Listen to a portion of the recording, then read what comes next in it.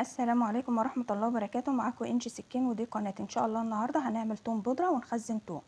هنا معايا 3 كيلو من التوم، بدأت ان انا انضفهم لحد ما وصلنا للمرحلة دي. هنا ببدأ افصل القشرة الخارجية عن فصوص التوم. القشرة الخارجية هبدأ ان انا اجيب صينية واحط عليها ورق زبدة، وبعد كده افرد عليها القشر. هنا هنبدأ نجففه في فرن. طبعا الفرن هنكون مسخنينه، ولما نيجي نحط الصينية بنهدي النار وبنحطها على الرف، اعلى رف في الفرن. في زوايد بتكون صلبة في فص الثوم، في اسفل فص الثوم دي بنتخلص منها. ومعايا الثوم ببدأ بعد كده اجمع الفصوص واهرسها في محضرة الطعام، وبعد كده بضيف لها معلقة من الملح ومعلقتين من الزيت واخلطهم. بعد كده بحطهم في عبوات.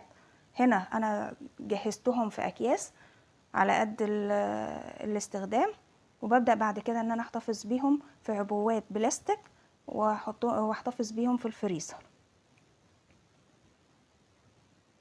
هنا بنبدأ نعمل كل الخطوات دي. هنا معايا كل الكمية. طبعا بدأت فردتهم على الصينية وعلى ورق الزبدة عشان احافظ على الصينية. المرحلة دي طبعا التوم اللي انا هرسته مش هينفع ان هو يستنى التوم المجفف، فهنا ببدأ ان انا افرزه واعمله في العبوات واحتفظ بيه في الفريزر. ده الشكل النهائي. طبعا اهم حاجة بنسيبه يبرد. التوم المجفف بعد ما نجففه بنسيبه يبرد، بعد كده بنطحنه ونبدأ ان احنا ننخله، وبيظهر بالشكل ده. ما شاء الله، هو بيبقى مركز، التوم البودرة بيبقى مركز، وهنا بيبقى معايا كده. استودعكم الله الذي لا تضيع ودائعه.